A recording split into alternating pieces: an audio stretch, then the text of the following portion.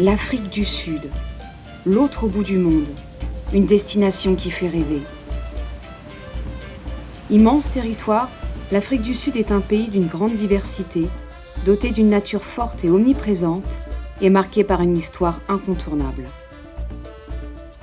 À sa pointe, au bord de l'Atlantique et au pied de l'imposante et magnifique Table Mountain, qui doit son nom à son sommet en plateau, se dresse le Cap, ville remarquable à bien des égards et offrant un cadre de vie exceptionnel. Avec presque 4 millions d'habitants, composé majoritairement d'une population métisse, riche d'une grande mixité et en plein essor, le Cap constitue un véritable laboratoire d'idées pour l'avenir, tant son potentiel est important malgré les défis qui restent à surmonter. En 2010, elle accueillit la Coupe du monde de football et en 2014, elle a été désignée capitale mondiale du design. Cape Town est aussi la ville historique que Nelson Mandela choisit pour prononcer son premier discours après sa libération. Ville moderne et définitivement tournée vers l'avenir, le Cap a attiré une communauté d'environ 4000 Français qui s'y sont installés. L'Afrique du Sud, et plus particulièrement le Cap, c'est encore eux qui en parlent le mieux. Le premier mot qui me vient à l'esprit sur l'Afrique du Sud, ça serait arc-en-ciel. Je sais que c'est un peu bateau, mais c'est tellement vrai, il y a tellement de contrastes, tellement de choses différentes qui se côtoient, que ça fait un cocktail vraiment unique. La beauté, parce que il y a tellement de paysages différents entre l'océan, les forêts, les sables de plage blanc, les vignes, les montagnes. Diversité. Mandela. Le premier mot qui décrit pour moi l'Afrique du Sud, c'est Ubuntu, qui veut dire « je suis parce que tu es ». Donc nous sommes une communauté, nous sommes une population, nous ne pouvons pas vivre les uns sans les autres. Les mots pour l'Afrique du Sud, pour moi, c'est promesse. La promesse d'un nouveau monde quelque part. Un nouveau monde où on ne se juge pas suivant nos cultures et nos histoires et on essaie de se connaître via ce qu'on est. Vuma, c'est l'énergie, l'envie de réussir, l'envie de se battre et l'envie d'y arriver. Pour moi, c'est vraiment l'Afrique du Sud. Alors pour moi, je crois qu'il n'y a qu'un seul mot pour qualifier ces 3 années d'expérience sud-africaine, c'est inoubliable. Nous avons rencontré quelques-uns de ces Français. Ils nous ont raconté leur motivation et le parcours qui les a amenés à s'installer si loin de la France.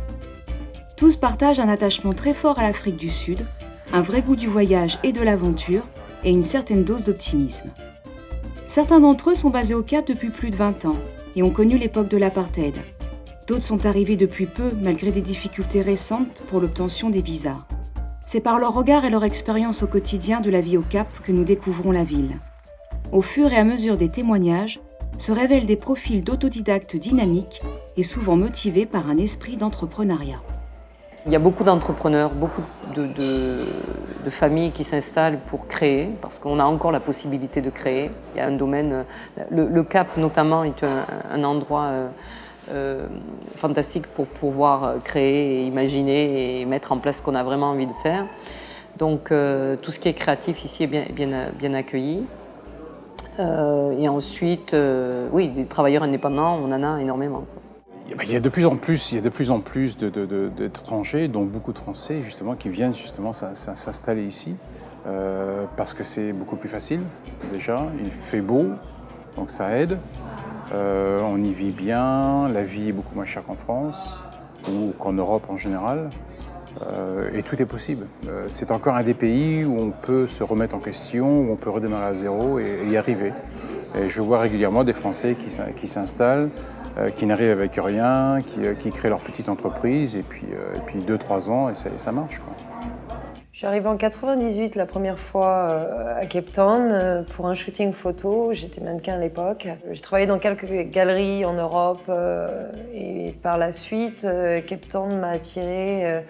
Je suis revenue au fur et à mesure, petit à petit, 3 mois, 4 mois. Et je me suis dit pourquoi pas rester. Le cadre est sympa, les gens sont sympas. Et la qualité de vie est magique. J'ai pas envie de le dire trop parce que je pense que ça va attirer encore plus de monde. Élodie représente des artistes auxquels elle propose d'être exposée dans des endroits parfois atypiques, tels que des boulangeries, des bars ou des entrepôts désaffectés, dans des quartiers branchés alternatifs de la ville. Son objectif est de faire sortir l'art des musées et des galeries pour le rendre plus accessible. J'ai lancé ça à Cape Town, cet esprit un peu public qui existe certainement déjà, je pense, dans d'autres pays. Tout simplement parce que Cape Town a une possibilité énorme pour tous les nouveaux entrepreneurs jeunes avec plein d'idées. Le Cap fourmille d'initiatives culturelles et artistiques. En témoigne depuis quelques années l'organisation d'une foire d'art contemporain et l'événement du First Thursday, ou premier jeudi du mois, où les galeries d'art et de design ouvrent leurs portes et offrent à la ville un nouveau visage. Tous les First Thursday de chaque mois, premier jeudi de chaque mois, les galeries ouvrent leurs portes de 5h à 9h le soir, ce qui a créé vraiment un renouveau de Cape Town et une vie dans Cape Town qui n'existait pas avant et qui est fantastique. On se croirait en Espagne une soirée dans le mois où d'un seul coup tout le monde se balade et d'un seul coup aussi tous les bars commencent à créer des événements autour de ça. Un groupe de musique par ici, un graffeur d'un seul coup dans un restaurant, des choses complètement hallucinantes pendant un soir.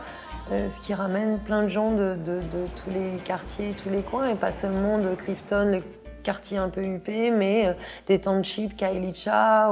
Et c'est génial d'avoir justement cette mixitude dans Cape Town qui n'existait pas il y a encore pas très longtemps. Cette émulation artistique est particulièrement visible sur les murs de la ville, car le Cap est une place majeure pour les artistes du graphe. En ville, notamment dans le quartier de Woodstock, ces tableaux urbains fleurissent un peu partout. Marco, gérant d'une maison d'hôtes, a réalisé une série de photos présentées lors de l'exposition Walls of Cape Town. Donc moi j'ai commencé à m'intéresser au street art à Cape Town, en me promenant dans ces quartiers un peu périphériques du centre-ville qui sont Hobbs, Woodstock, Mitchell's Plain, etc. Et donc je suis tombé par hasard sur toutes ces fresques murales et j'ai été vraiment impressionné, j'ai été bluffé et j'ai commencé un peu spontanément à les prendre en photo. Pourquoi les artistes du monde entier viennent taguer à Cape Town? C'est vrai que Cape Town est une des capitales mondiales du street art parmi d'autres, mais c'est une ville particulière parce qu'elle est en Afrique du Sud et que le street art, c'est quand même un art, entre guillemets, protestataire et qu'il ne faut pas oublier que ce pays a été, donc avec l'histoire de l'apartheid, a été très longtemps muselé et donc c'était une manière pour les artistes d'exprimer quelque chose, d'exprimer leur rébellion, d'exprimer leur envie, d'exprimer leur contestation. Et quand ils ont commencé à faire ça, ensuite ça a attiré d'autres artistes. Quand le pays s'est ouvert, ça a attiré d'autres artistes qui sont venus ici et qui ont voulu participer, chacun à leur manière, en laissant une trace ici ou là de leur art et de leur, je pense, de leur envie de participer à ce renouveau de l'Afrique du Sud et de Cape Town. Marco s'est installé au Cap depuis une quinzaine d'années. Il illustre très bien la possibilité qu'offre encore l'Afrique du Sud d'entreprendre tout en étant autodidacte. Je suis vraiment au Cap, un peu avant les années 2000, je dirais les années 98, pour des raisons professionnelles. On m'avait confié une mission au Cap et j'en ai profité pour découvrir cette ville. Et ça a été un vrai choc. J'étais pas au début dans l'idée de faire une maison d'hôtes. Mais pour m'installer dans ce pays, il me fallait un business permit. Et quand on veut un business permit, il faut investir de l'argent dans le pays. Donc finalement, en réfléchissant un peu, je me suis dit la manière la plus simple, c'est d'acheter une maison, ça représentera mon investissement, et de la transformer en maison d'hôtes. Et donc c'est ce que j'ai fait, j'ai acheté cette maison qui est là, qui est une très vieille maison victorienne, et donc je suis arrivé, je l'ai retapée, je l'ai transformée un peu à mon idée en maison d'hôtes, et j'ai ouvert donc cette maison d'hôtes 3 mois après être arrivé ici. Alors j'avais clairement aucune idée de ce que c'était qu'une maison d'hôtes, de comment on faisait les petits déjeuners. Et les premiers mois ont été assez folkloriques, c'est-à-dire que les clients souvent venaient dans la cuisine m'aider en me disant ben voilà, les œufs brouillés c'est comme ça qu'on fait, les œufs pochés on va t'expliquer, les œufs sur le plat, etc. Bon. Et j'ai une chance énorme, c'est que le Cap en 10 ans est devenu une des top destinations mondiales du tourisme. C'est une ville qui a un boom incroyable, qui fait rêver aussi bien les Américains qu'en Asie qu'en Europe. Et donc j'ai la chance aujourd'hui d'être au bon endroit au bon moment. Christophe vient d'ouvrir sa cave à vin en plein cœur du Cap. Pourtant, il y a 15 ans, il ne connaissait rien à la fabrication du vin. Donc je représente deux petites tonneries françaises, une bourguignonne et une bordelaise à côté de Saint-Émilion. Et en fin de compte, c'est ce qui m'a mis le pied à l'étrier et je me suis lancé dans le vin en 2000 et j'ai créé ma marque et on a eu beaucoup de chance parce que je suis complètement autodidacte, c'est-à-dire que je ne connaissais rien au vin. J'aimais le vin mais je ne savais pas le faire et je me suis lancé et ça a tout de suite marché. Et j'ai été découvert en 2003 avec le millésime 2002. Donc on a commencé à exporter en France et de fil en aiguille, on se retrouve maintenant dans 13 pays. Et ce que j'essaye aussi de faire, parce que je me suis formé tout seul, c'est de rester le plus naturel possible. C'est-à-dire qu'on travaille énormément dans les vignes et pas beaucoup en cave. Et c'est ce que j'aime bien. J'aime donner la libre expression à mes raisins. Et les laisser faire ce qu'ils ont à faire. C'est-à-dire que les fermentations se font toutes seules, on ne fait pas de rajout d'acidité, on ne touche rien, c'est ça. Les Français rencontrés sont unanimes pour dire que la ville du Cap offre une qualité de vie extraordinaire. Et pour les plus audacieux, elle semble être un excellent point de chute pour repartir de zéro et créer sa propre activité. Cependant, ce tableau idyllique ne doit pas occulter que même après l'apartheid, la société sud-africaine connaît de très grands écarts entre les différentes classes sociales et que cette réalité n'est pas sans conséquence sur la vie au quotidien. La mixité au Cap, je ne suis pas très bien placé pour parler de ce qu'est la mixité en Afrique du Sud en étant au Cap. Parce que le Cap est une ville assez particulière qui, à l'origine, n'était pas une ville noire. Donc c'était une ville créée par les Blancs, avec aujourd'hui une grosse population color, ce qu'on appelle métis en français, qui sont largement majoritaires donc au Cap, et avec une population noire qui a été rapatriée ici après les élections pour des raisons politiques. Donc tout ça ne se mélange pas forcément très facilement entre donc, les Blancs africains, c'est les Blancs anglais, les Noirs, les Xhosa, les Zoulous, les Indiens, les Chinois. Ça fait une mosaïque assez complexe qui ne se mélange pas si facilement que ça. Je pense que ça prendra des années. De fait, le pari de la mixité demeure un défi majeur pour la société sud-africaine. Ces problèmes sont très bien illustrés par l'expérience d'Alex et Eliane, couple mixte installé au Cap avec leurs 2 enfants. Les mentalités sont beaucoup plus renfermées, les sociétés sont beaucoup plus divisées, les gens sont convaincus de la différence entre races, malheureusement. Il n'y a plus ce voisinage coordonné, mais dans les faits, les gens ont intégré, pensent qu'ils sont différents et qu'il faut vivre comme ça, qu'il faut vivre ensemble tout en étant différents. Et la journée, dans les lieux de travail, on est ensemble, mais le soir et les week-ends, on est séparés. Et c'est devenu tellement la norme que les gens sont surpris de voir un couple mixte comme nous vivant à Cape Town, alors que ça ne serait pas le cas à Johannesburg. Et on a quelquefois des mauvaises expériences dans des restaurants, dans la rue, où les gens parlent différemment, que ce soit à ma femme ou à moi-même. Oui, me concernant, je dirais que je suis, on va dire, réticente quand je vais dans certains endroits. Parce que je me sens pas à ma place. Je me sens des fois regardée. Les gens s'interrogent en fait parce que au Cap, la population noire, on va dire la population Xhosa, c'est la plus grande population, est quand même une population de basse classe. Donc, quand j'arrive dans des endroits, on va dire des endroits ou des quartiers où il y a le plus de blancs, quand j'arrive, je me sens très très mal, très regardée. Les gens se demandent ce que je fais là. Cette grande disparité entre les différentes populations pose encore problème. Il y a un autre point souvent cité lorsqu'on évoque la vie en Afrique du Sud, et celui de l'insécurité. Mais qu'en est-il au Cap ? Quand on habite ici, on est obligé de justifier que non, il n'y a pas de problème, puisque sinon, qu'est-ce qu'on ferait là ? Mais la vie de tous les jours, c'est basé autour de la sécurité. On a une alarme dans les maisons, on a réponse armée au cas où l'alarme se déclenche. On fait attention quand on s'arrête au feu rouge, on est vigilant tout le temps. L'insécurité en Afrique du Sud, elle n'est pas à dénier, c'est évident. Ici, on va être plutôt dans une vie de tous les jours où oui, il faut faire attention. Il y a des alarmes partout. Mais Cape Town, c'est quand même une qualité de vie où on vit quand même plutôt bien. On se balade le soir si on a envie, chose qui n'existait pas à l'époque, il y a encore quelques années de ça. Donc, je pense que Cape Town est vivable et la sécurité, il faut faire attention, mais comme partout. Quand je suis arrivé en 95, oui, c'était assez recommandé de rester à la maison le soir, de ne pas se promener en centre-ville. Maintenant, tout le monde se promène tard le soir dans le centre-ville. C'est assez sécure. Didier a été envoyé au Cap par une grande entreprise française pour une mission de 3 ans. Il est venu s'y installer avec sa femme Josiane. Le portrait dressé par les autorités françaises avant leur départ avait pourtant de quoi les inquiéter. Alors au départ, on n'avait pas conscience, je crois, de ce qu'était l'insécurité en Afrique du Sud. On a eu les informations bien après. On les a eues de par l'ambassade, par le biais d'un mail. Ensuite, on a été accueillis par un service de sécurité à l'aéroport qui nous a briefé donc sur toutes les consignes de sécurité à respecter.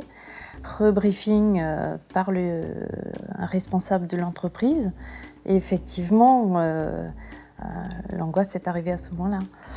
L'angoisse de devoir sortir et d'être confronté à un problème qui pouvait survenir à n'importe quel moment.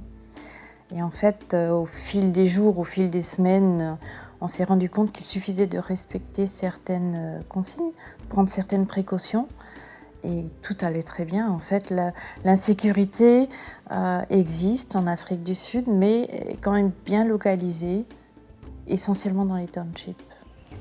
En effet, une partie de la société sud-africaine, essentiellement regroupée dans les bidonvilles, est durement touchée par la pauvreté. L'un des enjeux majeurs est de la faire accéder à l'éducation. Paul, chercheur en physique à l'université UCT, nous explique comment les disparités de la société se reproduisent au sein de l'éducation. Malgré les progrès, les Noirs sud-africains sont peu représentés dans le cycle des études supérieures. Le système éducatif sud-africain, c'est peut-être l'un des meilleurs, pour les universités. Ils ont de bonnes universités par rapport à tout le continent, par rapport à toute l'Afrique, mais c'est très déséquilibré, dans le sens où il y a énormément de failles encore dans le système, on va dire, éducatif, primaire, secondaire, où il y a un taux important de personnes qui abandonnent l'école. Mais l'université sud-africaine reste l'une des meilleures en Afrique. Mais il y a beaucoup d'étrangers, et pas tant que ça de Sud-Africains, parce que c'est une université qui coûte très cher. Donc textuellement, il n'y a pas de ségrégation, mais dans les faits, ça reste très exclusif. Et ça reste relativement difficile d'accès aux Sud-Africains, notamment pour les parties de la population qui ont été défavorisées. C'est quand même réservé aux plus riches. Voilà. Le Cap est entouré d'immenses townships ou bidonvilles qui forment des villes à part entière. Ces quartiers marqués par une grande pauvreté s'étendent de plus en plus, malgré les tentatives de la ville pour y améliorer les conditions de vie. Certains Français ont décidé de s'engager. Camille a fondé une association, Little Libraries, pour aider à son échelle les enfants des townships à accéder aux livres. Quand on habite au Cap, on sait qu'il y a les gens qui habitent en ville qui sont d'un certain niveau, d'une certaine classe sociale. On sait aussi qu'il y a beaucoup de gens qui habitent dans les bidonvilles à l'extérieur du Cap et qui ont une autre classe sociale. Mais jusqu'à ce qu'on se rende dans les bidonvilles, on ne se rend pas compte de la disparité. Alors le concept de ce projet, c'est de fournir à des écoles dans les bidonvilles ou dans les campagnes, parce qu'on a fait quelques-unes dans les campagnes aussi, du matériel éducatif pour que les enfants arrivent à l'école primaire en ayant eu des contacts avec des bouquins ou des livres et qu'ils sachent tenir un stylo avant d'arriver à l'école primaire. En discutant avec les dames qui s'occupent des enfants, elles m'ont dit que beaucoup d'enfants arrivent à l'école primaire et ne savent pas tenir les stylos parce qu'ils n'ont pas eu l'occasion de faire du dessin pendant leurs années à la maternelle. Et la raison pour laquelle ils ne font pas du dessin, parce qu'ils n'ont pas de papier. Alors, quand on pense que ça se passe 40 km de là où on habite, on se dit, il y a un problème. Alors, le concept, c'est de leur fournir d'abord une petite bibliothèque que nous peignons dans une couleur vive pour qu'elle soit attrayante. Nous la remplissons de livres pour des enfants d'âge entre 2 et 5 ans. Je vais dire 5 ans parce que les enfants ont 6 ans, mais quand ils n'ont pas lu de bouquin jusqu'à l'âge de 5 ans, c'est déjà très compliqué pour eux. Le but, c'est de donner aux enfants le goût du livre, mais aussi de savoir tenir un livre, de savoir tourner les pages. Souvent, quand les enfants arrivent à l'école primaire, ils n'ont jamais tenu un livre avant d'y arriver. Et quand on leur donne les livres dans lesquels ils sont censés apprendre des choses, ils ne savent même pas comment tourner les pages, ils ne savent pas qu'un livre, ça peut être amusant, excitant, on peut y apprendre des choses.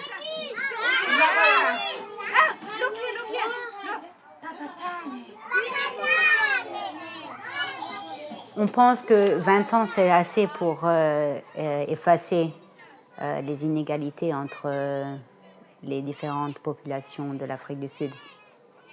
Mais quand l'apartheid a été aboli il y a 20 ans, les gens qui étaient en âge d'aller à l'école, ils n'avaient pas les ressources pour y aller. Ils n'avaient pas grandi dans cet esprit-là. Ils avaient grandi dans des bidonvilles, ils avaient à peine à manger pour survivre. Alors aller à l'école, c'était pas... Je pense qu'il va falloir plus de temps pour que les inégalités s'aplanissent, que ça devienne un peu plus homogène. Dans le même état d'esprit d'entraide et pour promouvoir une autre approche des défis que soulève le Cap, Laurence, installée depuis 23 ans, a fondé avec son mari Brent, de nationalité sud-africaine, une école de cirque, la Zip Zap Circle School, devenue une véritable institution à Cape Town. L'idée de créer une école de cirque nous est venue à cause du passé de Brent, mon mari. Il a grandi au Cap et le cirque lui a permis de quitter son pays, de voyager à travers le monde sans avoir le bac, sans avoir de moyens financiers. Et il a énormément grandi en tant qu'humain par cette expérience. Donc quand on est rentré ici, il voulait créer cette expérience pour les jeunes parce que la situation courante en Afrique du Sud en 92 était tendue. Les gens étaient complètement séparés. Et on s'est dit, le cirque, ça a toujours rapproché toutes les cultures et toutes les races et tous les genres. Donc on s'est dit, pourquoi ne pas utiliser cet outil? On s'est dit, on va contribuer un petit peu à la reconstruction de l'Afrique du Sud. Et bon, il se trouve que ça fait 23 ans qu'on fait ça.